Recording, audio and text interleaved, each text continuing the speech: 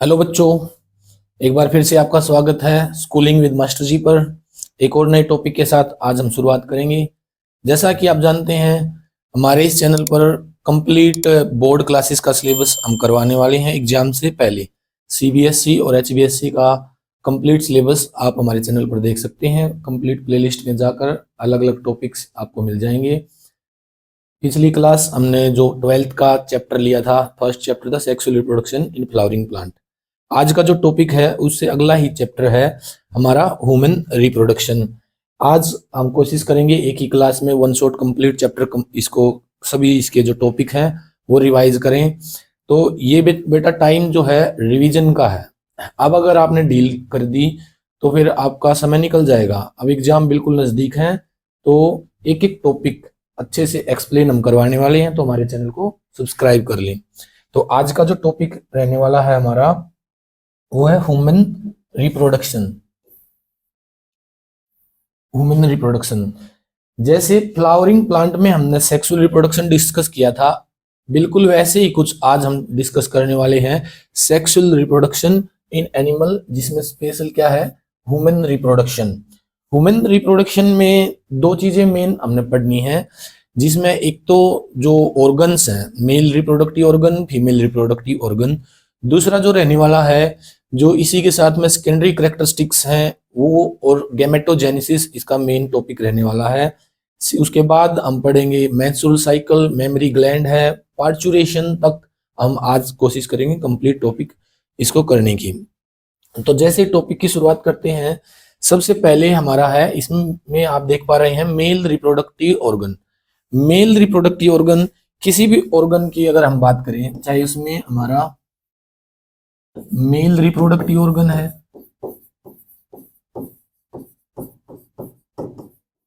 या फिर हमारा female reproductive organ,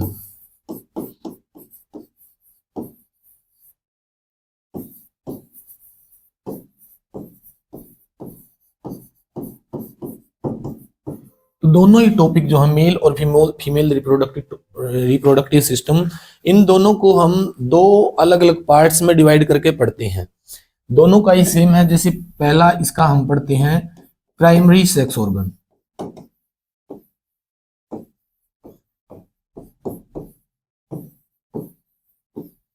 primary sex organ, और दूसरा जो टॉपिक दोनों ही रिप्रोडक्टिव सिस्टम में हमने पढ़ना होता है सेकेंडरी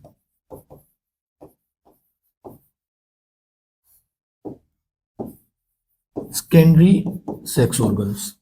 प्राइमरी और सेकेंडरी सेक्स ऑर्गन्स में जो डिफरेंस मेन है हमारा, जो प्राइमरी सेक्स ऑर्गन है इनका काम होता है जो गैमेट है ना उनकी फॉर्मेशन, गैमेट्स की फॉर्मेशन। मेल रिप्रोडक्टिव ऑर्गन में हम पढ़ेंगे स्पर्म की फॉर्मेशन कैसी होती है, और वैसे ही फीमेल रिप्रोडक्टिव सिस्टम के जो प्राइमरी सेक्स ऑर्गन है उसमें हम डिस्कस करेंगे कि जो ओवम है या जो ओवा है उसकी जो फॉर्मेशन है वो कैसी होती है और कहाँ होती है। सेकेंडरी सेक्स ऑर्गन्स इनका काम ट्रांसफर करने का है। जो स्पर्म की फॉर्मेशन है मेल रिप्रोडक्टिव ऑर्गन के सेकेंडरी जो पार्ट है, सेकेंडरी ऑर्गन्स हैं, या फिर उन उसी के अंदर हम पढ़ते हैं एक्सटर्नल जेनिटेलिया।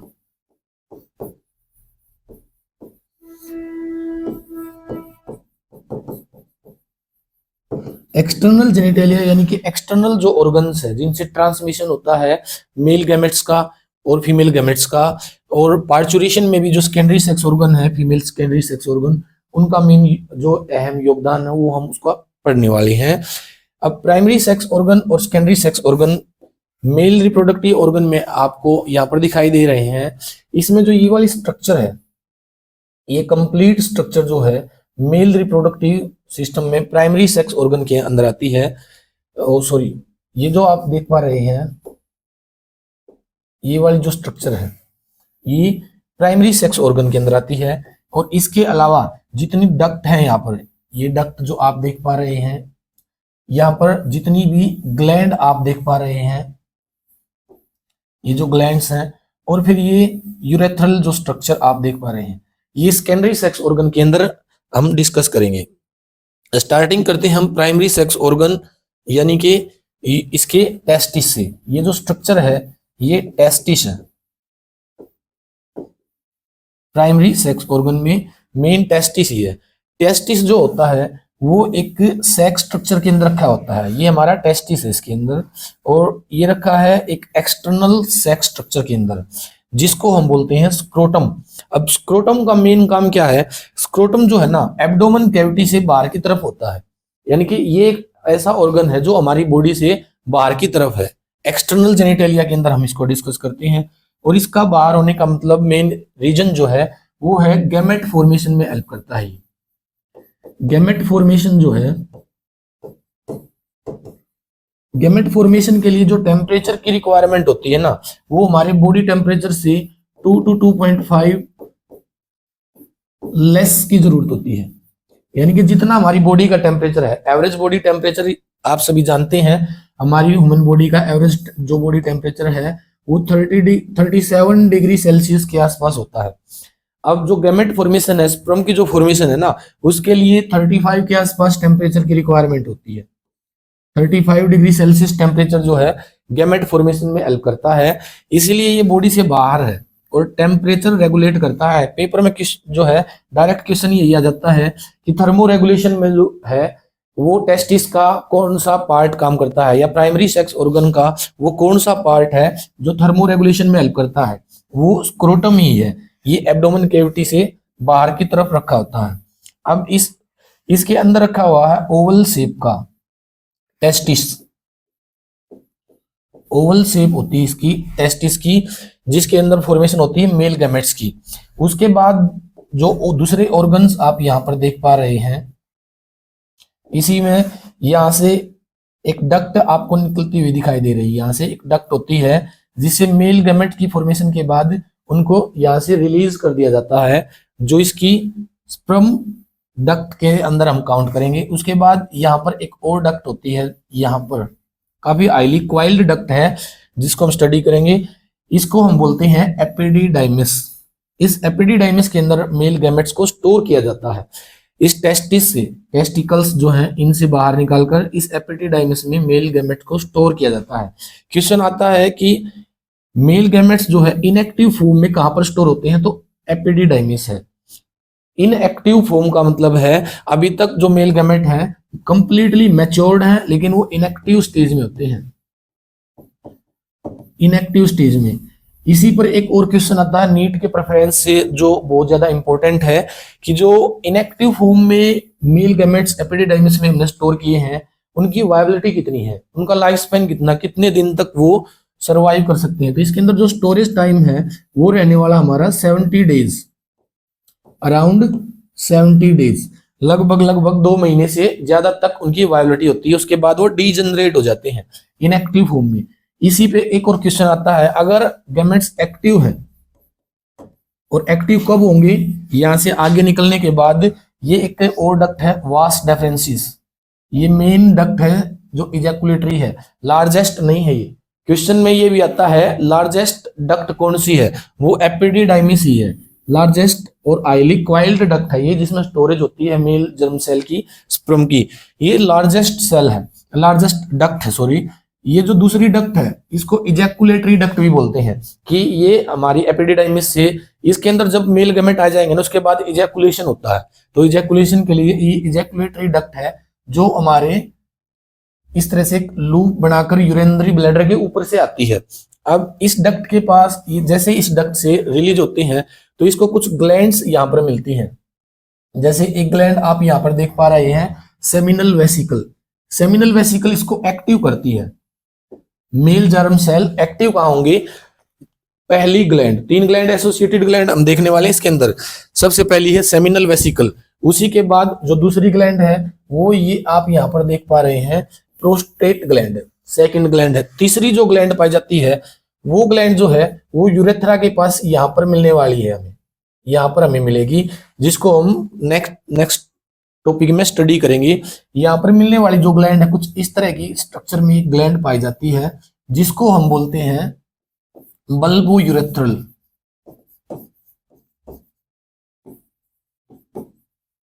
बल्बो यूरेथ्रल जो है इसका काम होता है, मेन जो इसका काम है वो है यूरिन और मेल गैमेट का इजैकुलेशन एक टाइम पर ना हो, क्योंकि जो ये यूरेथ्रा है यहीं से क्या है, यहाँ पर एक और डक्ट जुड़ी होती है ऐसे, जो यूरिनरी ब्लैडर से आती है, जहां पर हमारा यूरिन स्टोर होता है। तो यूरिन और मेल जर्म सेल्स, जो स्पर्म है, जो सीमन है, वो दोनों ही इस मेन एक डक्ट से रिलीज होते हैं।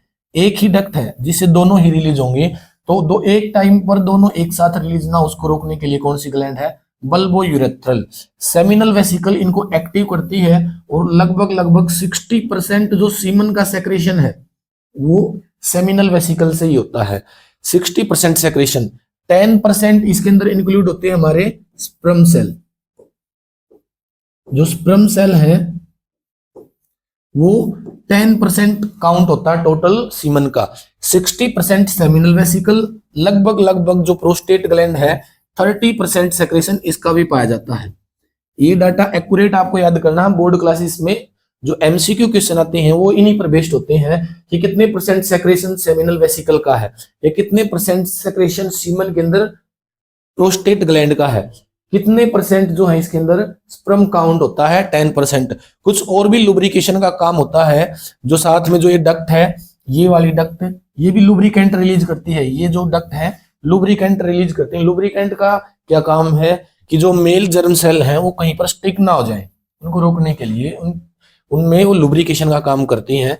तो 30% सेक्रेशन इसका है, जो इसको वायबिलिटी देता है, और साथ में ही इसको सर्वाइवल के लिए इन्वायरमेंट देता है।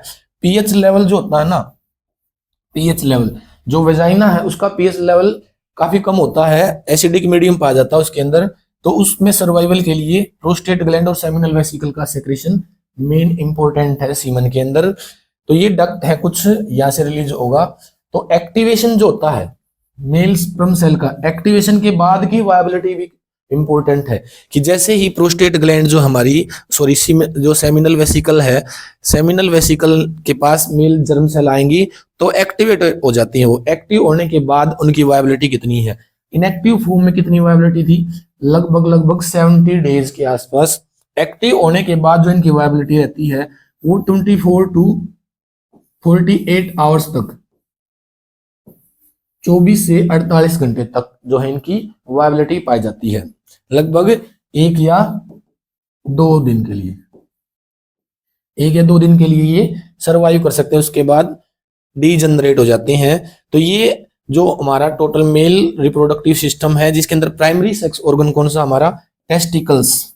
टेस्टिकल्स क्या पेयर में पाए जाते हैं? पेयर में। स्क्रोटम भी पेयर में है, डक्ट भी सारी की सारी पेयर में है। यहां से आगे जो ये हिस्सा है ना, यूरेथ्रा, ये सिर्फ सिंगल है, एक अकेला है। बाकी सारी चीजें हमारी पेयर में पाई जाती है। स्पर्म डक्ट जो भी हम पढ़ेंगे, और जो हमारे टेस्टिस हैं, जितनी भी ये ग्लैंड है, बल्बो यूरेथ्रल को छोड़कर जो दोनों ग्लैंड है हमारी प्रोस्टेट और सेमिनल वेसिकल, ये भी पेयर के अंदर पाई जाती है। इंपॉर्टेंट क्वेश्चन यहां से हमारा आता है। नेक्स्ट अगर हम ग्लैंड्स को डायरेक्ट देखें, अब यहां पर ये हमारा टेस्टिकल है, ये इसके बाहर की जो स्ट्रक्चर आप देख पा रहे हैं, ये हमारी क्या है? स्क्रोटम। इस स्क्रोटम के अंदर पाया जाता है ये स्क्रोटम। एक स्ट्रक्चर है जिसके अंदर टेस्टिकल रखे होते हैं। इन टेस्टिकल के अंदर मेल जर्म सेल की फॉर्मेशन होती है, जिसको हम किस टर्म से जानते हैं? स्पर्मेटोजेनेसिस।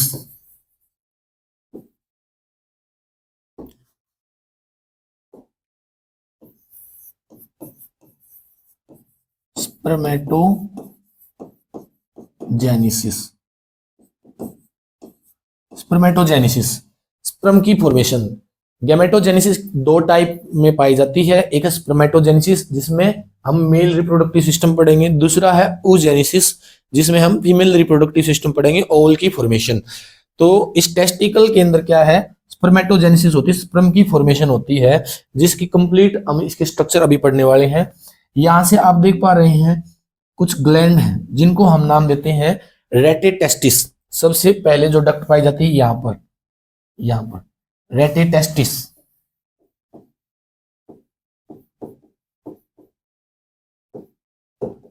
रेटेटेस्टिस जो है वो टेस्टिकल से स्पर्म्स को बाहर रिलीज करवाने में हेल्प करती हैं। उसके बाद जो सेकंड डक्ट है हमारी, वो यहां से आगे की तरफ इसमें रिलीज होते हैं, जिसको हम जानते हैं किसके नाम से? जो सेकंड डक्ट है वास डेफरेंसिस, वासा एफरेंसिया, सॉरी वास डेफरेंसिस लास्ट है, वासा एफरेंसिया यहां पर पाई जाती है, वासा एफरेंसिया, वासा एफरेंसिया। तीसरी जो डक्ट है वो ये है, ये यहां तक, ये वाली डक्ट जिसको हम एपिडिडाइमिस के नाम से जानते हैं, जो स्टोरेज का काम करती है इसकी, जिसमें स्टोरेज होती है मेल जर्म सेल की। स्टोरेज के बाद जब रिलीज होता है इजैकुलेटरी डक्ट हमारी ये है, एक इस तरफ से है एक इस तरफ से, ये इजैकुलेटरी डक्ट है हमारी, जिसको हम वास डेफरेंसिस के नाम से जानते हैं। तो हमारी जो स्पर्म डक्ट है वो 4 टाइप में पाई जाती है। सबसे पहले कौन सा है, रेटिटेस्टिस, रेटिटेस्टिस के बाद जो दूसरी डक्ट है वो हमारी वासा एफरेंसिया। एफरेंसिया जो वर्ड है ना, ये कई जगह पर हम पढ़ेंगे। किसी भी सेक्स स्ट्रक्चर से अगर कोई चीज बाहर रिलीज हो रही है एक डक्ट के थ्रू, तो वो एफरेंसिया ही है, एफरेंटोल या एफरेंसिया के नाम से जानते हैं हम, काफी जगह पर हम इसको पढ़ते हैं। तीसरी जो डक्ट है हमारी जो स्टोरेज का काम करती है वो है एपिडिडाइमिस, और फोर्थ जो ग्लैंड है हमारी वो है वास डेफरेंसिस, वास डेफरेंसिस। ये 4 डक्ट मिलकर क्या बनाती है हमारी, स्पर्म डक्ट, स्पर्म डक्ट जो टेस्टिस से लेकर बाहर यूरेथ्रा तक रिलीज करवाने में हेल्प करती है। यूरेथ्रा को हम स्पर्म डक्ट में काउंट नहीं करते, ये एक्सटर्नल जेनिटेलिया है जो कोइटस के टाइम पर यूज होता है। एक्सटर्नल जेनिटेलिया को भी हम पढ़ लेते हैं, उससे पहले एक बार हम ग्लैंड्स को देख लेते हैं। इसके पास जो ये ग्लैंड्स हैं, यहाँ से जो ग्लैंड्स हैं, सबसे पहले हम देख पा रहे हैं यहाँ पर एक ग्लैंड है, ये वाली ग्लैंड, ये एक इस तरफ है, ये वाली ग्लैंड जिसको हम बोलते हैं सेमिनल वेसिकल, 60% जिसका सेक्रेशन पाया जाता है। एक्टिवेशन का काम भी इसी का है। दूसरी जो ग्लैंड है यहाँ पर है, ये भी एक पेयर में ग्लैंड पाई जाती है, प्रोस्टेट ग्लैंड है। प्रोस्टेट ग्लैंड क्या है, 30% सेक्रेशन करती है ये, जिसमें उसको एनवायरमेंट मिला दिया जाता, लुब्रिकेशन दिया जाता ताकि ये वेजाइना के पीएच के अंदर सरवाइव कर सके।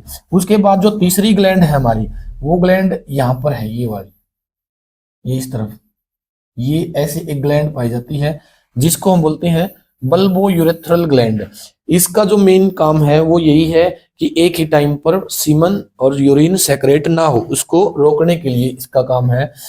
फिर नेक्स्ट जो एक्सटर्नल जेनिटेलिया आप देख पा रहे हैं, ये एक्सटर्नल जेनिटेलिया जिसको हम पीनस भी बोलते हैं। पीनस का जो लास्ट वाला हिस्सा है, ये वाला, ये यूरेथ्रल ओपनिंग है, यूरेथ्रल ओपनिंग, यूरेथ्रल ओपनिंग के नाम से जाना जाता है।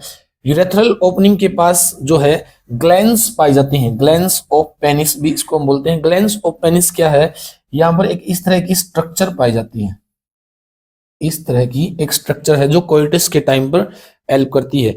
इसी के ऊपर ये जो मसल आपको दिखाई दे रही है, ये वाली जो दोनों तरफ है, इसको किसी दूसरे कलर से मैं आपको दिखाना चाहूंगा। ये वाली जो ग्लैंड है, ये वाली, ये यहाँ पर जो आप देख पा रहे हैं दोनों तरफ, ये भी और ये भी, इसको हम बोलते हैं कॉर्पस स्पोरेंजियम, स्पोरेंजियोसम, कॉर्पस स्पोरेंजियोसम। अब कॉर्पस स्पोरेंजियोसम का क्या काम होता है, इसके अंदर ब्लड फिल होता है जो इरेक्शन में हेल्प करता है। पेनिस जो है इसके इरेक्शन में हेल्प करता है कॉर्पस स्पोरेंजियोसम। जैसे ही कोई जो कोइटस का टाइम आता है ना, उस टाइम पर इसके इरेक्शन में हेल्प करता है ये वाला, इसके अंदर ब्लड फिल हो जाता है। ब्लड फिल होने की वजह से टाइटनेस और ये इरेक्शन का काम करता है, इसके अंदर से इरेक्शन। ये जो बीच में आप देख पा रहे हैं, ये वाली, ये जो डक्ट है यही है हमारी यूरेथ्रा। इसी के अंदर से यूरिन और साथ में सीमन सेक्रेट होता है इस ग्लैंड के, इस डक्ट के अंदर से। ये यूरेथ्रा, ये यहाँ पर क्या है, यूरेथ्रल ओपनिंग, ये जो इस तरफ पाया जाता है, ये वाला, ये है ग्लैंस ऑफ पेनिस। तो इसके जो नाम है आपको याद होने चाहिए सभी को, एग्जाम में डायरेक्ट एक्सप्लेनेशन इसकी पूछ ली जाती है। उसके बाद ये बाहर की तरफ जो स्ट्रक्चर आपको दिखाई दे रही है, ये वाली, ये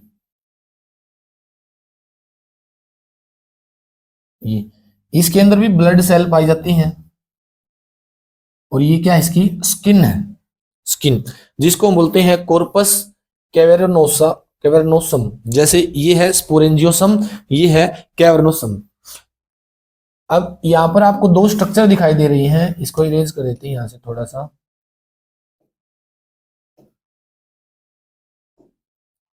यहां पर एक तो ये स्ट्रक्चर है ये, और एक स्ट्रक्चर है ये वाली।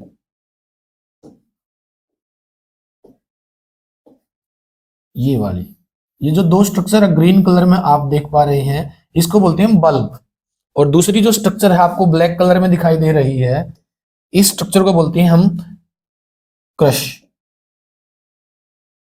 क्रश और बल्ब, ये दो स्ट्रक्चर हैं जो पेनिस के एंड वाले हिस्से में पाए जाते हैं, इस हिस्से में।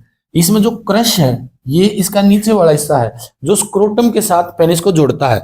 इसको हम स्किन भी बोल सकते हैं। ये स्क्रोटम के साथ ऐसे पेनिस को जोड़ती है, इस तरह से पेनिस जुड़ाता है। और यहाँ पर जो ये बोन देख पा रहे हैं आप, ये वाली जो बोन है, पेल्विस बोन बोलते हैं इसको हम। इस पेल्विस बोन के साथ जो जुड़ा हुआ हिस्सा है वो कौन सा, हमारा बल्ब। तो बल्ब जो है वो ऊपर वाला हिस्सा होता है जिससे ये इस बोन के साथ जुड़ा होता है। कौन सी बोन है, इसकी पेल्विस बोन। पेल्विस बोन के साथ जुड़ा हुआ जो हिस्सा है वो हमारा बल्ब है। और स्क्रोटम के साथ जो स्किन जुड़ी होती है इसको हम बोलते हैं क्रश। तो ये मेन रिप्रोडक्टिव सिस्टम के सारे सारे डक्ट्स के काम हैं, डक्ट्स के पार्ट हैं। यहां पर जो ये डक्ट है, ये आप देख पा रहे हैं, यहां पर आने के बाद थोड़ी सी स्वेलन हो जाती है, ये वाली, इसको बोलते हैं हम एम्पुला। एम्पुला और इस्थमस दो ऐसे वर्ड हैं जो आपको काफी जगह देखने को मिलेंगे। कोई भी रेगुलर डक्ट है, अगर वो कहीं से थोड़ी स्वेलन हो रही है, थोड़ी सी मोटी हो रही है, तो उसको हम बोलते हैं एम्पुला। थोड़ी सी अगर स्वेलन है तो उसको एम्पुला बोलते हैं। सेम ऐसे ही कोई डक्ट अगर कॉन्ट्रेक्टाइल हो है, कहीं से ऐसे कहीं से कॉन्ट्रैक्शन कर रही है, तो उसको बोलते हैं हम इस्थमस। ये वर्ड कई जगह पर आपको देखने को मिलेंगे। मेमोरी ग्लैंड के अंदर भी हमें इसको ये देखने को मिलेंगी। फीमेल रिप्रोडक्टिव सिस्टम में भी एम्पुला और इस्थमस दोनों देखने को मिलेंगे। कोई भी डक्ट अगर स्वेलन है, एम्पुला कहलाती है। कोई भी डक्ट अगर कहीं से कॉन्ट्रैक्शन किए हुए है, रेगुलर कंप्लीट कॉन्ट्रैक्शन नहीं, कहीं से भी थोड़ी बहुत, तो उसको भी हम क्या बोलते हैं, इस्थमस। इस्थमस और एम्पुलरी रीजन। तो ये मेल रिप्रोडक्टिव सिस्टम है। इसके अंदर एक बार जो हम टेस्टिस है उसकी स्ट्रक्चर बना लेते हैं। स्क्रोटम एक स्ट्रक्चर है। स्क्रोटम के अंदर यहां पर रखे हुए हैं टेस्टिकल्स। यहां पर टेस्टिकल रखे होते हैं, टेस्टिस जिसको हम बोलते हैं। इस टेस्टिस के अंदर यहां पर कुछ कंटेनर पाए जाते हैं, ऐसे इस तरह से कुछ कंटेनर्स रखे होते हैं, कंटेनर्स। इन कंटेनर्स का जो नाम है वो है testicular lobules.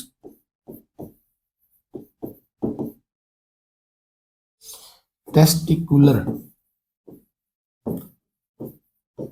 Lobules. Testicular lobules का जो काउंट होता है वो लगभग 200 से 250 है पर टेस्टिस। एक टेस्टिस के अंदर जो ये लोब्यूल्स हैं हमें 200 से 250 देखने को मिलेंगे। इन टेस्टिकुलर लोब्यूल्स के अंदर एक और स्ट्रक्चर रखी होती है, यहां पर इस तरह से कुछ डक्ट पाई जाती हैं। टेस्टिकुलर लोब्यूल के अंदर ऐसे कुछ और सेक्स स्ट्रक्चर पड़ी होती हैं, इस तरह से, ऐसे। इनका जो नाम है वो है सेमिनल वेसिकल।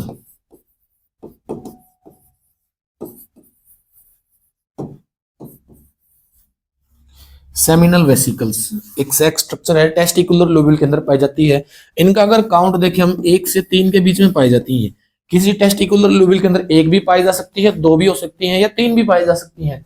वो साइज पर डिपेंड करता है कि टेस्टिकुलर लोब्यूल्स का जो साइज है, कंटेनर्स का जो साइज हो कितना है। तो 1 से 3 के बीच में 1 भी पाई जा सकती है, 3 भी पाई जा सकती है और 2 भी पाई जा सकती हैं। सेमिनल वेसिकल मेन जो है सेमिनल वेसिकल, इसी के अंदर स्पर्म की फॉर्मेशन होती है। स्पर्म फॉर्मेशन जो है इसी के अंदर पाई जाती है। स्पर्म की फॉर्मेशन इसी सेमिनल वेसिकल के अंदर पाई जाती है। अब इस सेमिनल वेसिकल के अंदर से यहां से कुछ छोटी छोटी डक्ट ऐसे निकलती हैं बाहर की तरफ, ऐसे कुछ डक्ट निकली होती हैं और ये डक्ट जो है सारी की सारी एक मेन डक्ट के अंदर जाकर एम्बेडेड हो जाती हैं। यहां से जो है एक मेन डक्ट जो है उसके अंदर ये एम्बेडेड होती हैं ऐसे। अब इन डक्ट्स का जो नाम है, जो सेमिनल वेसिकल्स के अंदर से निकलती है, स्पर्म डक्ट की हम अब बात कर रहे हैं, ये है हमारी रेटिटेस्टिस। रेटिटेस्टिस के बाद जो डक्ट है, ये जो एक मेन डक्ट है, इसको हम बोलते हैं वासा एफ्रेंसिया।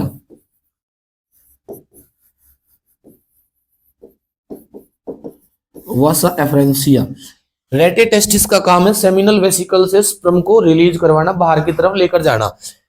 और इन सभी से जो कंडक्शन करती है, यहां से जो इनको एक मेन डक्ट के अंदर डाला जाता है, वो है हमारी वास एफ्रेंसिया। जो वासा एफ्रेंसिया है, ये रेटिटेस्टिस से स्पर्म को लेकर स्टोरेज के लिए भेजती है। एफ्रेंसिया, ई से याद रख लेना बेटा, वर्ड अगर याद ना रहे, ई का मतलब एग्जिट।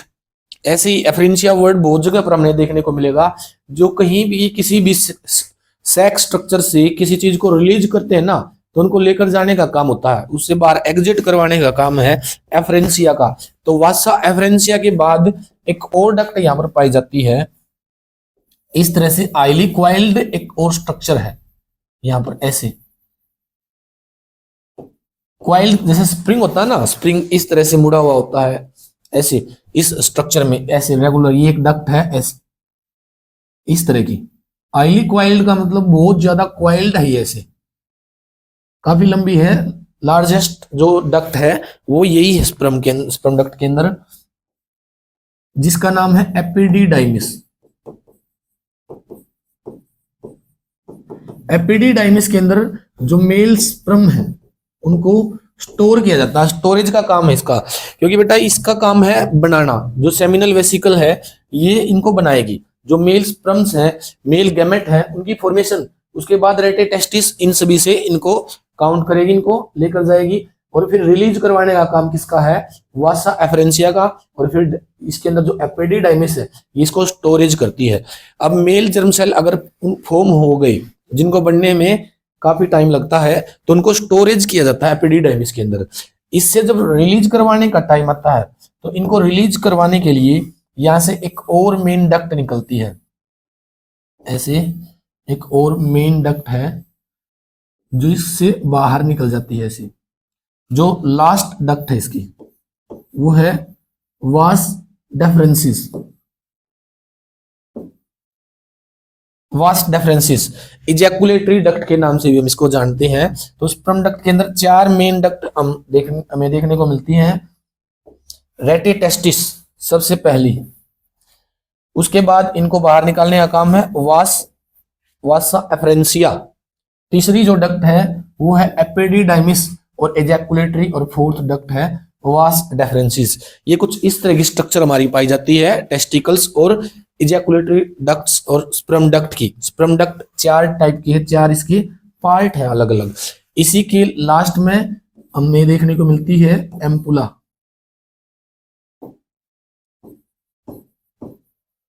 एम्पुलरी रीजन या फिर एम्पुला वास डेफरेंसिस का लास्ट पार्ट है। इस एम्पुला के बाद यूरेथ्रा आ जाती है, उसके अंदर जाकर ये जुड़ जाती है, ज्वाइंट कर लेती है उसको। ये स्क्रोटम है। एक बार हम सेमिनल वेसिकल की स्ट्रक्चर पढ़ लेते हैं। सेमिनल वेसिकल जो है, एक इस तरह की एक स्ट्रक्चर है seminal vesicle.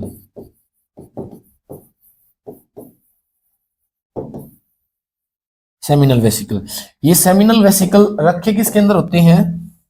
Testicular lobule, testicular lobule के अंदर।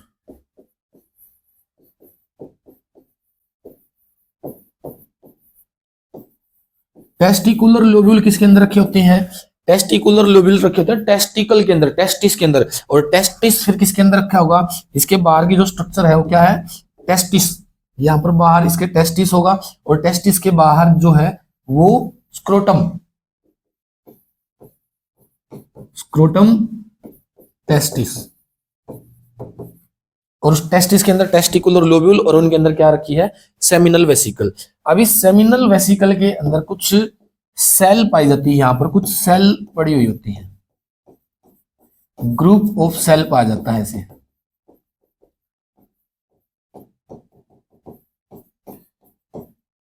इस तरह से गुच्छा मिलता है कुछ सेल का। दो तरह की जो है मेन इसके अंदर सेल पाई जाती हैं। There are two types of cell seminal vesicle के अंदर। यहां पर ऐसे ग्रुप ऑफ सेल मिलता है। एक टाइप की तो ये सेल है, एक और टाइप की सेल पाई जाती हैं जो यहां पर पड़ी होती हैं इनके बीच में,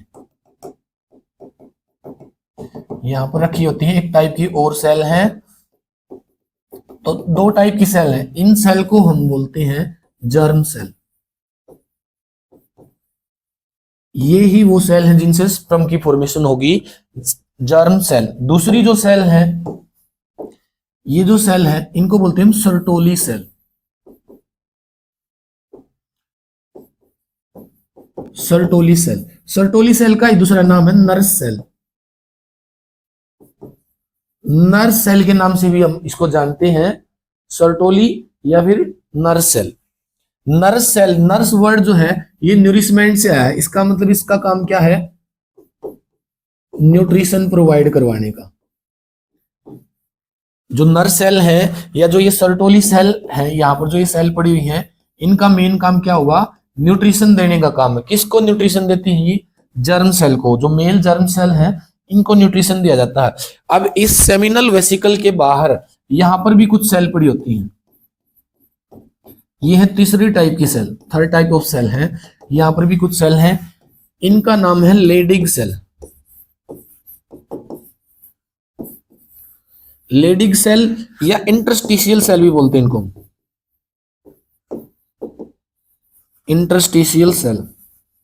क्योंकि ये जो गैप है ना, जो टेस्टिकुलर लोब्यूल है, इसके अंदर एक, दो या तीन क्या पाई जाती हैं? Seminal vesicle.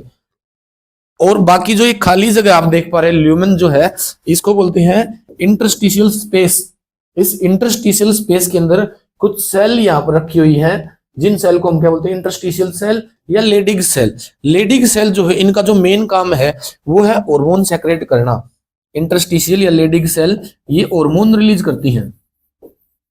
कौन कौन से हार्मोन है? जिसमें मेन टेस्टोस्टेरोन है। मेन क्या है इसमें? टेस्टोस्टेरोन है। इन लेडिग सेल से टेस्टोस्टेरोन निकलेगा, टेस्टिस से होता हुआ ब्लड सेल के अंदर जाएगा, ब्लड वेसल्स के अंदर। ब्लड वेसल के अंदर होते हुए ये हमारी बॉडी में फ्लो करता है टेस्टोस्टेरोन, जिसके बहुत सारे काम हैं। टेस्टोस्टेरोन के क्या फंक्शन है? ये हमारी बॉडी में सेकेंडरी सेक्सुअल कैरेक्टरिस्टिक्स लेकर आता है। जैसे बॉयज के अंदर बियर्ड्स का आ जाना, शोल्डर का वाइडर हो जाना, जो साउंड है वो थिक हो जाती है, वोकल कॉर्ड्स जो है वो हार्ड हो जाती है, थिक हो जाती है, एनलार्जमेंट होती है। ये जो यहाँ पर आप देख पा रहे हैं ना, बॉयज के अंदर ये वोकल कॉर्ड जो है ये थोड़ा प्रोट्रेट होता है, बाहर निकला हुआ होता है। लड़कों के अंदर, लड़कियों के अंदर नहीं होता। उनकी साउंड पिचनेस ज्यादा होती है उनके अंदर। बॉयज में पिचनेस ज्यादा नहीं है, थिक वॉइस, उनकी थिन वॉइस नहीं है। लड़कियों की थिक वॉइस होती, तो सॉरी थिन वॉइस होती है। जैसे छोटे बच्चों में आप देखते हैं, छोटे बच्चों की साउंड अगर आप अंधेरे के अंदर सुन रहे हैं, आप बता नहीं सकते वो लड़का है या लड़की है। उनकी पिचनेस ज्यादा होती है। जैसे ही मैच्योरिटी आती है, प्यूबर्टी आती है, प्यूबर्टी के टाइम पर क्या है? टेस्टोस्टेरोन लेवल बढ़ता है, टेस्टोस्टेरोन अपना काम करता है और ये सेकेंडरी सेक्सुअल कैरेक्टरिस्टिक लेकर आता है बॉयज के अंदर। एक ये मेन है साउंड का, वोकल कॉर्ड बड़ा हो जाता है, इसलिए ये बाहर की तरफ प्रोट्रेट कर जाता है, यहाँ से बाहर निकला हुआ होता है, तो उनकी आवाज अलग से पहचान सकते हैं। अगर एक डार्क रूम है, उसके अंदर एक लड़का है मैच्योरिटी के बाद, प्यूबर्टी के बाद, जिसमें टेस्टोस्टेरोन लेवल बढ़ चुका है, उसकी साउंड हम सुनकर बता सकते हैं कि लड़की की आवाज है, लड़के की आवाज है। वो इसी वजह से है, ये टेस्टोस्टेरोन काम करता है सेकेंडरी सेक्सुअल कैरेक्टरिस्टिक्स लिखवाने के लिए। जेनिटल एरिया जो है वहां पर ईयर ग्रोथ, शोल्डर का वाइड हो जाना, जो हमारा वोकल कॉर्ड है इसका प्रोट्रेट हो जाना, लास्ट हो जाना, बड़ा हो जाना, बियर्ड्स की फॉर्मेशन, और साथ में फिर इरेक्शन ऑफ पीनस, उसकी इरेक्शन और formation of sperm cell, germ cell जो है, इनसे स्पर्म सेल की फॉर्मेशन, ये सेकेंडरी कैरेक्टरिस्टिक्स के अंदर आती हैं, जो टेस्टोस्टेरोन का ही काम है। कहां से रिलीज हुआ बेटा? ये लेडी की सेल से। 3 तरह की सेल होगी हमारी टेस्टिस के अंदर। कौन कौन सी? सर्टोली सेल, नर सेल, जो न्यूट्रिशन का काम करेंगी। किनको न्यूट्रिशन देंगी? जर्म सेल को, जो यहाँ पर पड़ी हुई है ये जर्म सेल। और तीसरी कौन सी है? इंटरस्टिशियल या लेडिग सेल, जो हार्मोन रिलीज करती है। अब डेवलपमेंट जो है इसकी, जिसको हम एक टर्म देते हैं स्पर्मेटोजेनेसिस।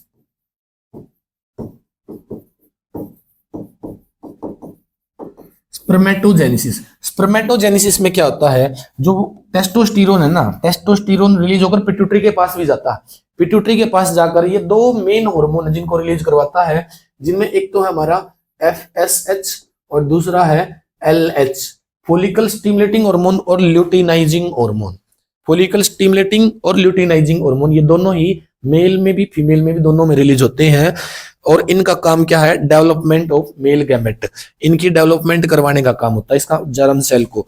ये इनको आकर यहाँ पर ये जो सेल रखी हुई है जर्म सेल, इनको स्टिमुलेट करते हैं। ये जो LH है वो इनको स्टिमुलेट करेगा, FSH जो इनको स्टिमुलेशन का काम करता है।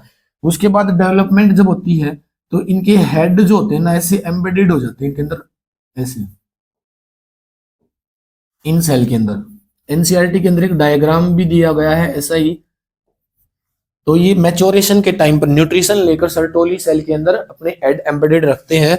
कंप्लीट मैच्योर होने के बाद ये रिलीज हो जाते हैं यहाँ पर, इस स्पेस के अंदर, यहाँ पर, जिनको बोलते हैं स्पर्मिएशन। इंपॉर्टेंट टर्म है स्पर्मिएशन।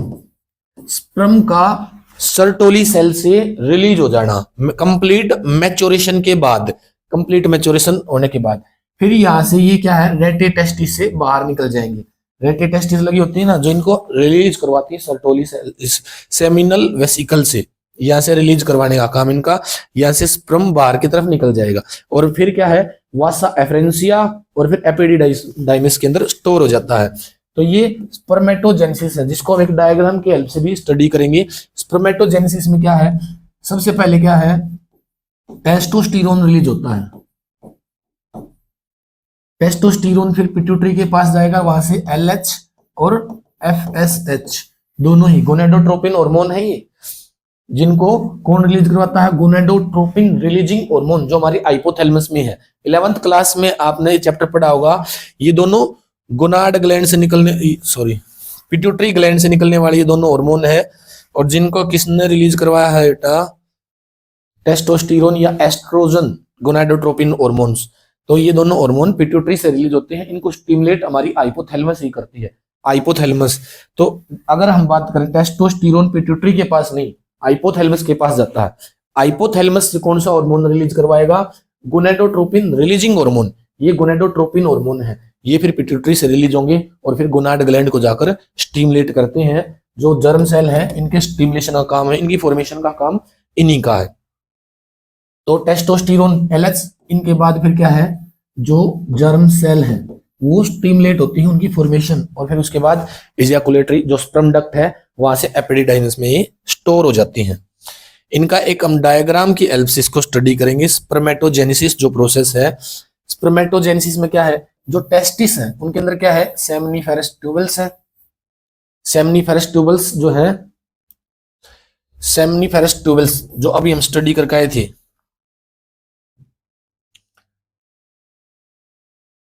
यहां पर बेटा एक डाउट रह गया। ये जो है ना, हमने ग्लैंड का नाम लिख दिया यहां पर सेमिनिफेरस ट्यूबल है ये।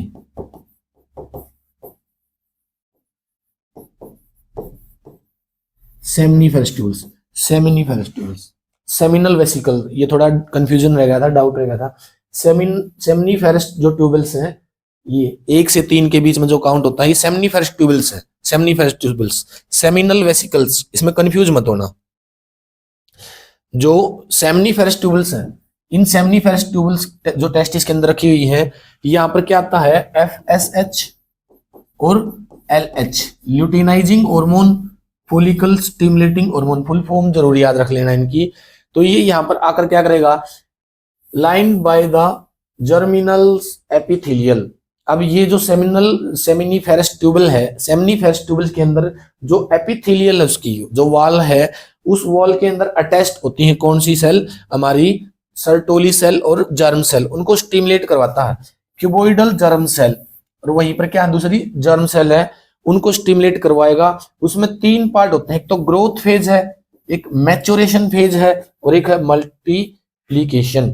सबसे पहले क्या होता है, इसके अंदर मल्टीप्लीकेशन होगा। जैसे मान लो हमारे पास 2 जर्म सेल, लेटस एग्जांपल है ये बेटा, सिर्फ हमने माना है, सिर्फ इसको लेट किया है कि 2 जर्म सेल है। सबसे पहले ये क्या करेगा, माइटोसिस करके मल्टीप्लीकेशन करेगा, अपनी ग्रोथ करेगा। इसने 4 सेल बनाई। 4 सेल बनाने के बाद 2 जो सेल हैं उनको ये रिजर्व कर लेगा, नेक्स्ट टाइम फिर यही काम करना है इसने। और जो 2 सेल हैं इनकी क्या है, ये ग्रोथ करवाएगा। अब ये क्या, हम मैच्योर होना शुरू होंगी, ग्रोथ होगी पहले इनकी, फिर ये कंप्लीट मैच्योर होंगी। तो ये फेज आते हैं इसके अंदर मल्टीप्लीकेशन। सबसे पहले क्या है, जो जर्म सेल थी उनकी मल्टीप्लाई होगी, जितनी भी जर्म सेल है उनको कॉपी कर लेंगी। इसका एक फायदा है कि जो मेल रिप्रोडक्टिव ऑर्गन है वो स्पर्म्स की फॉर्मेशन लाइफ टाइम कर सकता है। इसका कोई फिक्स टाइम नहीं कि कब तक मेल गैमेट बन सकते हैं, ये लाइफ टाइम इसकी वो होती है वारंटी। प्यूबरिटी के बाद जैसे ही एडोलेसेंस आता है, प्यूबरिटी आती है, वहां से स्टार्ट होके डेथ तक ये फॉर्मेशन कर सकता है। उसका मेन रीजन क्या है, मल्टीप्लीकेशन। फीमेल्स में ऐसा नहीं होता, फीमेल्स में मल्टीप्लीकेशन नहीं होता। जितनी भी सेल है वो फिक्स है, एक टाइम के बाद वो खत्म हो जाती हैं।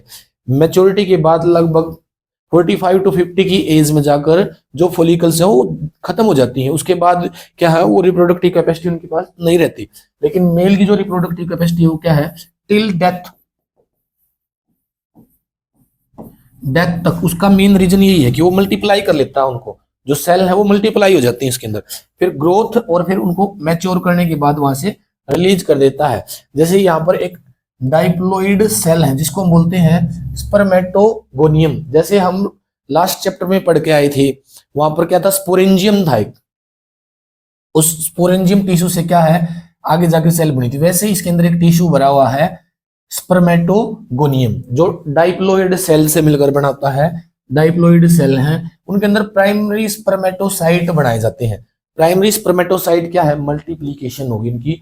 सबसे पहले जो टिश्यू है उससे मल्टीप्लीकेशन होगी इनकी, तो मल्टीप्लीकेशन का फेज चलेगा। उस मल्टीप्लीकेशन के बाद क्या है, ये सेकेंडरी स्पर्मेटोसाइट बनाता है जिसमें एप्लोइड है। ये मियोसिस M1 फेज यहाँ पर चलेगी, मियोसिस फर्स्ट, M1 और M2। मियोसिस के अंदर क्या है, 2 फेज चलती हैं, तो सेकेंडरी स्पर्मेटोसाइट बोलते हैं फर्स्ट मियोसिस के बाद। उसके बाद क्या, स्पर्मेटाइड बनाए जाते हैं। अभी स्पर्म की फॉर्मेशन नहीं हुई है, स्पर्मेटाइड्स जो M2 फेज के अंदर होते हैं। M2 फेज में क्या है, पहले जो हमारे पास टिश्यू था स्पर्मेटोगोनियम, स्पर्मेटोगोनियम का क्या किया, मल्टीप्लीकेशन किया डाइप्लोइड से डाइप्लोइड। मल्टीप्लीकेशन होने के बाद कुछ रिजर्व सेल रखी हुई है यहाँ पर, जो कुछ रिजर्व सेल है वो भी यहाँ पर रखी हुई है। उनको बाद में जो है अगली बार फिर जो स्पर्म की फॉर्मेशन होगी फिर वो मल्टीप्लीकेशन करेंगे। प्राइमरी स्पर्मेटोसाइट बनाए जाते हैं। स्पर्म और साइट का मतलब क्या होता है, सेल। स्पर्म जिनसे बनेगा वो सेल। फिर उसके बाद सेकेंडरी स्पर्मेटोसाइट और फिर स्पर्मेटाइड। स्पर्मेटाइड के बाद स्पर्मेटोजोआ बनता है। इसके बाद जो नेक्स्ट स्टेप होता है वो है स्पर्मेटोजोआ। जो स्पर्मेटोजोआ है, इनके बाद स्पर्मेटोजोआ की फॉर्मेशन होती है। अब स्पर्मेटोजोआ कहां था, ये जो स्ट्रक्चर अभी हम पढ़ के आए थे, यहां पर जो इनके हेड इनके अंदर एम्बेडेड है, ये यहां पर ये जो स्ट्रक्चर है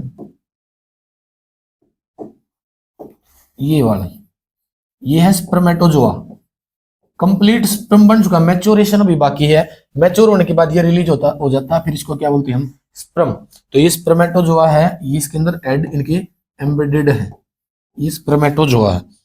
तो प्राइमरी, सेकेंडरी और फिर स्पर्मेटोजोआ। पहले प्राइमरी स्पर्मेटोसाइट बनाए, सेकेंडरी स्पर्मेटोसाइट। क्वेश्चन आता प्राइमरी स्पर्मेटोसाइट एप्लॉइड होता है डाइप्लॉइड? डाइप्लॉइड होता।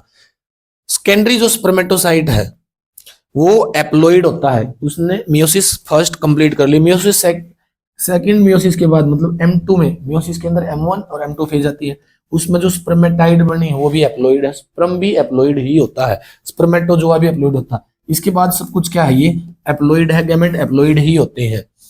फिर क्या है, मैच्योर स्पर्म बन जाता है। मैच्योर स्पर्म में आप देख पा रहे इसकी इस तरह की एक स्ट्रक्चर पाई जाती है, जिसमें यहाँ पर इसका एड है, यहाँ पर इसकी नेक है, और फिर इसकी क्या है, टेल है। तो तीन इसके पार्ट होते हैं। टेल का काम है, इसके अंदर जो ये टेल है ये इसको लोकोमोशन देता है, कि इसको मोटाइल बनाता है, ये कि अपने आप ट्रेवल कर सकता है। नेक जो इसके अंदर इसमें भरा होता है माइटोकॉन्ड्रिया, जो इसको एनर्जी प्रोवाइड करवाता है। और एड के अंदर इसकी न्यूक्लियस रखा हुआ है, जो मेल जर्म सेल है, जिससे फर्टिलाइजेशन होगी। और इसके जो एड है इसके ऊपर एक टिश्यू है, इसका जो ये एड है यहाँ पर एक्रोजोम बनाता है, एक्रोजोमल सेल होती हैं, ये जो ओवम है ना फर्टिलाइजेशन के टाइम पर उसको कॉम्पिटेंट बनाता है। ये यहाँ पर इसकी स्ट्रक्चर भी गिवन है, जिसका एड है ये वाला, इस एड के अंदर एक्रोजोम भरा होता है, एक्रोजोम बोलते हैं, इस एड का नाम है एक्रोजोम। इसके अंदर जो टिश्यू भरा होता है ना वो कौन सा है, एक्रोसिन एंजाइम्स इसके अंदर भरे होते हैं। एक्रोसिन एंजाइम का काम क्या है, जब ये ओवम को फर्टिलाइज करेगा ना, सबसे पहले इसका एड जो है ना उसके अंदर एम्बेडेड होता है, उसके अंदर घुसता है, और उसके अंदर जाते ही ये क्या ब्रस्ट हो जाएगा और उसको कॉम्पिटेंट बनाता है, उसके अंदर जो न्यूक्लियस रिलीज तभी होगा। तो ये इसका काम है। बीच में रखा होता है यहाँ पर न्यूक्लियस, यही फर्टिलाइजेशन में काम करता है। उसके बाद यहाँ पर है प्रोक्सिमल सेंट्रोइल्स। प्रोक्सिमल सेंट्रोइल्स जो है ना ये इसके स्केलेटन में काम करते हैं, साइटोस्केलेटन भी बोलते हैं इसको। इसका साइटोस्केलेटन का मतलब क्या है, ये इसका स्केलेटन बनाता है। इसकी नेक जो है ना, इसका जो एड है कंप्लीट नेक के अंदर होता है, और टेल इन दोनों को जोड़ने का काम करता है। इसका मतलब जैसे हमारी बॉडी में है ना स्केलेटन सिस्टम है, रीढ़ की हड्डी है हमारी बॉडी को जोड़ती है, बोन्स है, वैसे ही इसका स्केलेटन है, इसको साइटोस्केलेटन भी बोलते हैं इसका। साइटोस्केलेटन है इसका। और यहाँ पर जो ये है, ये आप देख पा रहे हैं, ये भरे हुए हैं, ये क्या है, माइटोकॉन्ड्रिया, जो इसको एनर्जी प्रोवाइड करवाते हैं।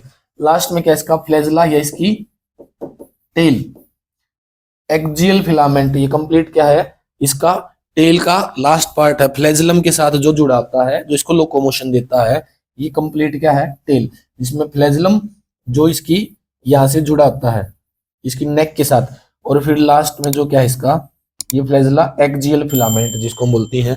तो ये टेल है इसकी।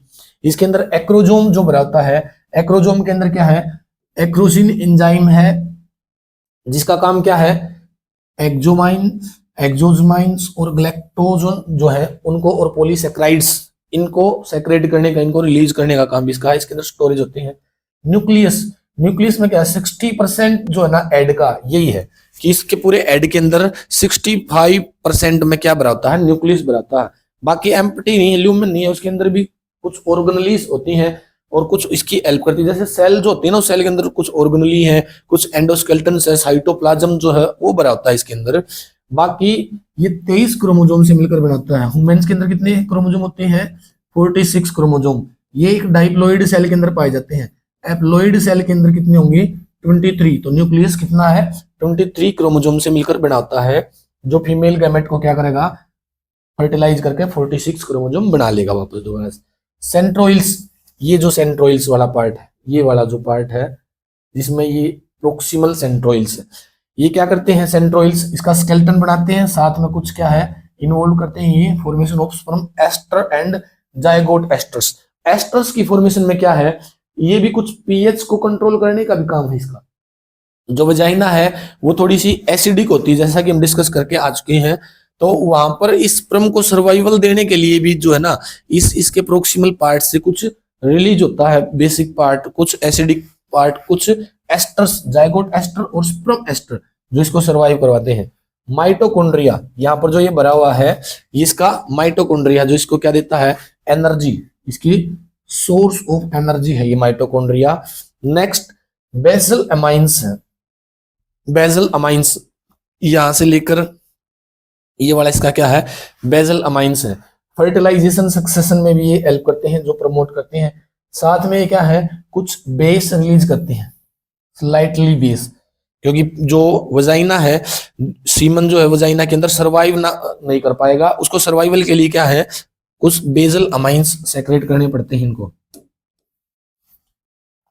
वजाइना का नेचर क्या है, एसिडिक पाया जाता है, जो नेचर है वेजाइनल कैनल का वो एसिडिक है, तो उसमें प्रोटेक्शन करने के लिए क्या है, कुछ अमाइंस होते हैं, बेसल अमाइंस रिलीज करते हैं। साथ में ये प्रोक्सिमल जो सेंट्रोइल्स है और ये रिलीज करते हैं इसमें। तो ये स्पर्म की स्ट्रक्चर है। नेक्स्ट है फॉर्मेशन ऑफ सीमन। सीमन के अंदर क्या है, तीन चीजें मेन है, एक तो सेमिनल वेसिकल, एक हमारी प्रोस्टेट ग्लैंड और एक फिर स्पर्म।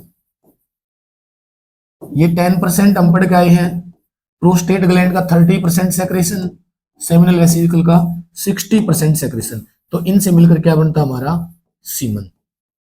तो सीमन जो है उसके अंदर क्या क्या है, it is a mixture of sperm, seminal fluid and seminiferous tubules के जो सेक्रेशन है। सेमिनल वेसिकल से क्या सेक्रेशन हुआ था, स्पर्म। तो स्पर्म कहां से आई है, सेमिनल वेसिकल सेक्रेशन से। सेमिनल वेसिकल से, प्रोस्टेट से, कुछ बल्बो यूरेथ्रल भी जो है ना लुब्रिकेशन रिलीज करती है, लेकिन इतना ज्यादा नहीं है।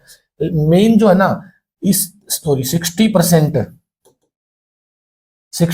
जो सेक्रेशन है वो यहां से है, 60%। 30% प्रोस्टेट ग्लैंड से है, 10% इसका है, 100% होगा, लेकिन इसमें कुछ थोड़ा बहुत जो है ना, कुछ एवरेज है, ऊपर और नीचे भी हो जाता है। 30 का 31 या 29, 28 ऐसे भी सेक्रेशन है। यहाँ पर 58, 59 या 61, 62 तक सेक्रेशन चला जाता है। स्पर्म काउंट लगभग 10% ही है, नेसेसरी भी है, लेकिन ये भी फ्लेक्सिबल है, मतलब कंप्लीट इतना ही नहीं है।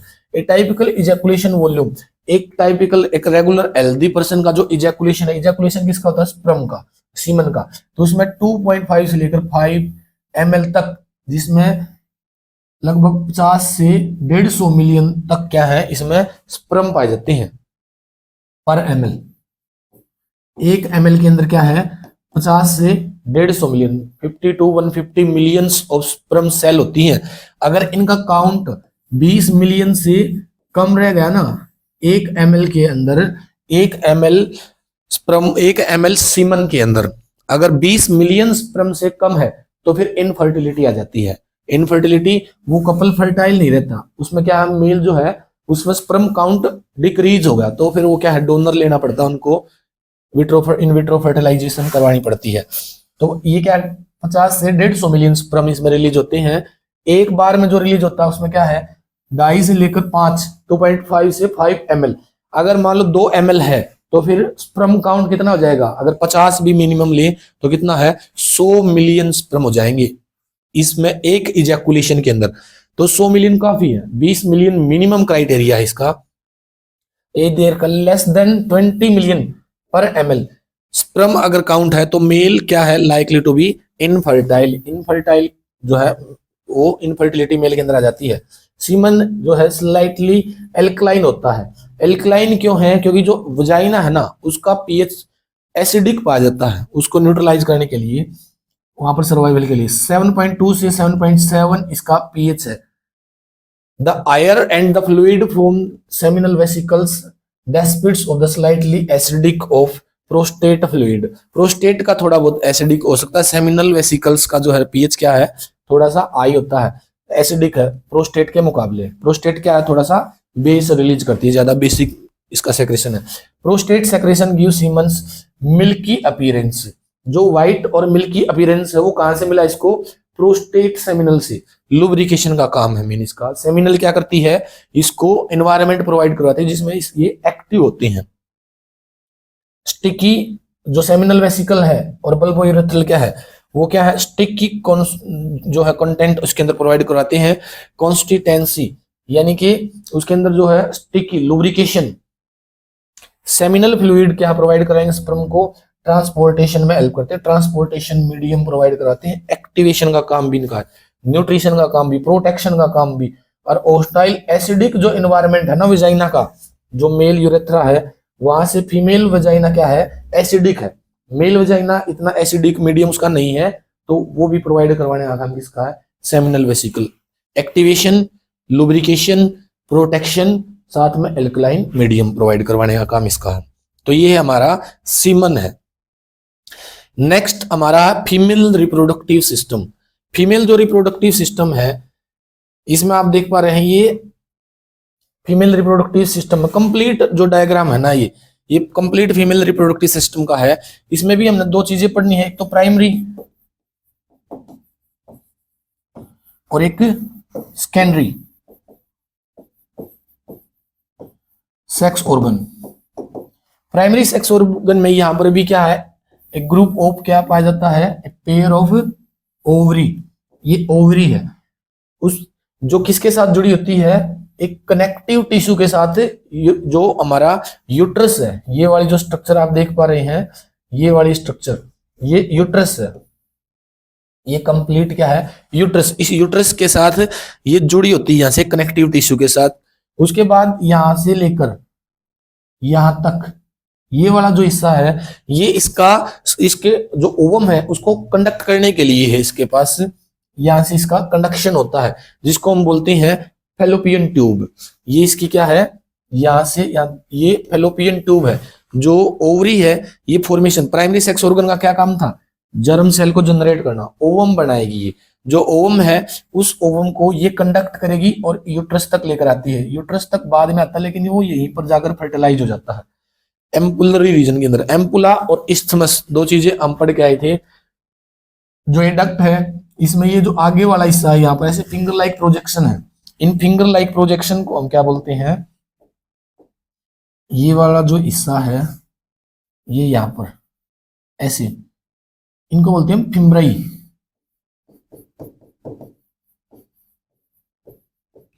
फिम्ब्राई।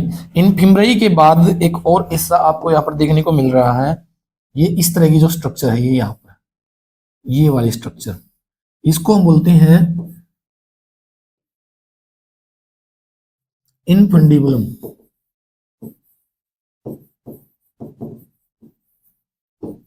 इनफंडिबुलम ये कुछ इस तरह की शेप का है। ये इनफंडिबुलम जैसे पिरामिड शेप होती है ना। उसके बाद जो नेक्स्ट रीजन यहां पर है, ये वाला रीजन, ये वाला रीजन, ये थोड़ा सा इस डक्ट का स्वेलन पार्ट है। और उसके बाद नेक्स्ट जो पार्ट है, ये वाला पार्ट, ये थोड़ा सा कॉन्ट्रेक्टाइल पार्ट है। तो इसके स्वेलन पार्ट को इसको बोलते हैं हम एम्पुला। और ये वाला है इस्थमस। तो इन चार चीजों से मिलकर क्या बनती है, फैलोपियन ट्यूब, जो इसके ओवम को कंडक्ट करती है। सबसे पहले क्या है, फिम्ब्राई।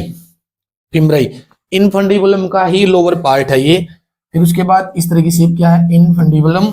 इनफंडिबुलम के बाद यहां पर क्या है, ये वाली जो डक्ट है, ये एम्पुला। और लास्ट इस्थमस। इस्थमस के बाद यहां पर ये पाई जाती है वोम्ब, यूट्रस का हिस्सा, ये वोम्ब, जिसके अंदर डेवलपमेंट होती है। अब इसमें आप तीन लेयर देख पा रहे हैं, यहां पर तीन लेयर है। एक लेयर तो सबसे पहले ये बाहर बिल्कुल ऊपर वाली एपिडर्मिस, जो सबसे ऊपर है, ये वाली लेयर, ये सबसे बाहर वाली। यूट्रस का सबसे ऊपर वाला हिस्सा जो डोम शेप का पाया जाता है, उसको हम बोलते हैं फंडस, डोम शेप का। और यूट्रस की सबसे बाहर वाली जो लेयर है, एक्सटर्नल लेयर, ये क्या है, एपिडर्मिस, या फिर एपीमेट्रियम भी बोलते हैं इसको।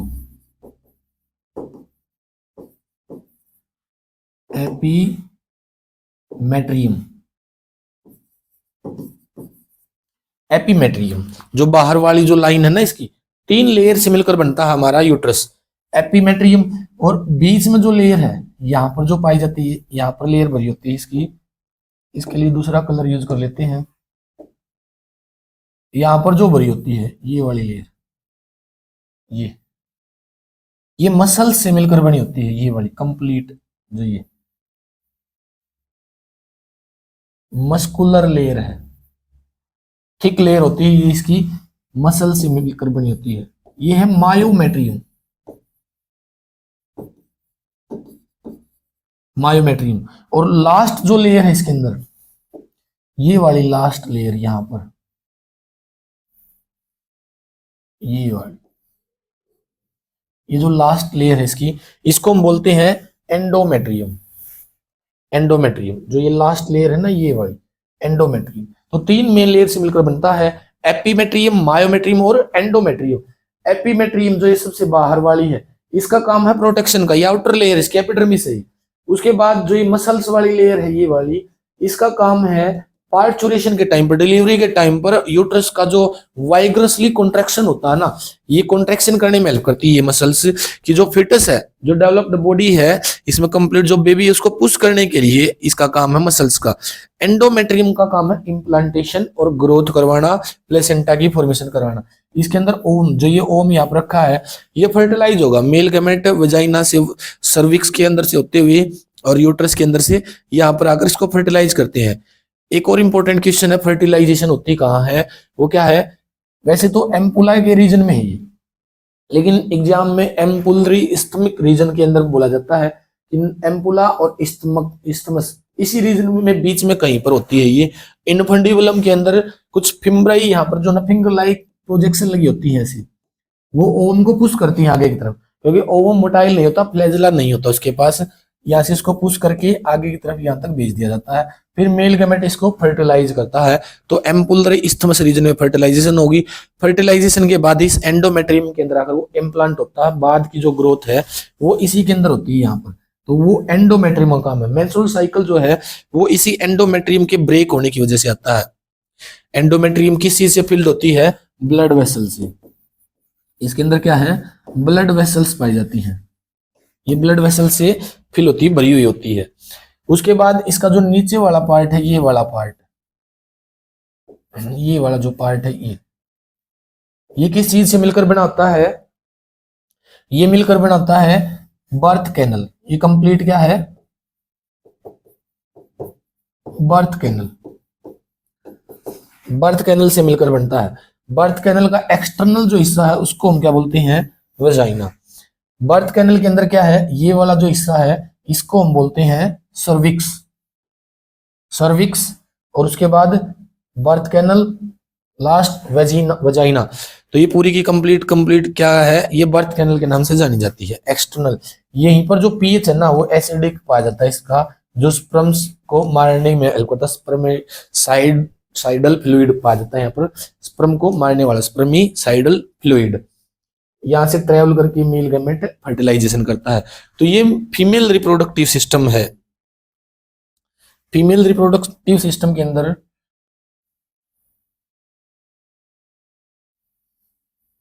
इस तरह से ये सर्विक्स है, सर्विक्स। यहां पर इसकी इंटरनल लेयर है, जो यूट्रस है उसकी इंटरनल लेयर पाई जाती है।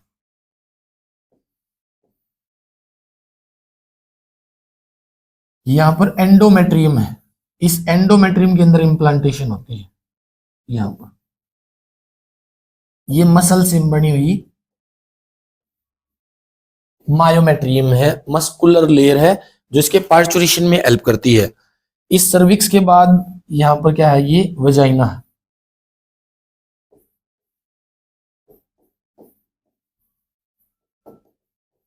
वजाइना, यहां पर एसिडिक मीडियम पाया जाता है इसका। तो ये कंप्लीट फीमेल रिप्रोडक्टिव सिस्टम है। इसके बाद इसका जो प्राइमरी ऑर्गन है जो यहां पर पाया जाता है, जो इसके साथ यहां पर अटैच्ड है, ओवरी। इस तरह से ये जो ओवरी है इसके अंदर होती है ओवम की फॉर्मेशन, जिसको हम एक टर्म के नाम से जानते हैं, टर्म देते हैं उसको हम oogenesis। जैसे स्पर्मेटोजेनेसिस क्या थी? Formation of sperm. oogenesis क्या है? फॉर्मेशन ऑफ ओवम, जिसको हम क्या करेंगे नेक्स्ट क्लास में कंप्लीट डिस्कस करेंगे। oogenesis लास्ट, इसके बाद जो टॉपिक हमारे बचे हैं oogenesis के बाद मेस्टूल साइकिल, मेमोरी ग्लैंड, और फिर पार्चुरेशन उसकी डिलीवरी, और मैच्योरेशन एम्ब्रियो की डेवलपमेंट, एम्ब्रियोनिकल डेवलपमेंट, वो सारी चीजें हम नेक्स्ट क्लास के अंदर डिस्कस करने वाले हैं। आज के लिए जो हमारा है इतना ही टॉपिक रहने वाला है, नेक्स्ट क्लास में हम इसको कंप्लीट करेंगे। तो हमारे चैनल को सब्सक्राइब कर लें, फॉलो कर लें। इस चैनल पर सारी चीजें आपको मिलेंगी। कंप्लीट बोर्ड रिगार्डिंग जो सिलेबस है हमारा, वो हम इस पर करवाने वाले हैं। इसमें बोर्ड भी और नीट भी शामिल है, बोर्ड के रिगार्ड्स में और नीट के रिगार्ड्स में हम क्या है कंप्लीट सिलेबस करवाएंगे। अभी जो हमारा चला हुआ है ये वन शॉट का जो है वो हम कंप्लीट करवा रहे हैं कि बोर्ड क्लासेस जितनी भी हैं उनके एग्जाम अभी आने वाले हैं एचबीएससी और सीबीएसई के, तो उनके लिए हम वन शॉट लेकर आए हुए हैं। साथ में नीट के अलावा जेई की भी जो प्रिपरेशन है ना, वो भी हम इसी चैनल पर करवा रहे हैं। नीट और जेई इन दोनों की, और बोर्ड क्लासेस की भी हम इस पर कंप्लीट सिलेबस करवाने वाले हैं। तो मिलते हैं नेक्स्ट क्लास में नेक्स्ट टॉपिक के साथ। तब तक बने रहिए हमारे चैनल पर, schooling with master ji. Thank you बेटा।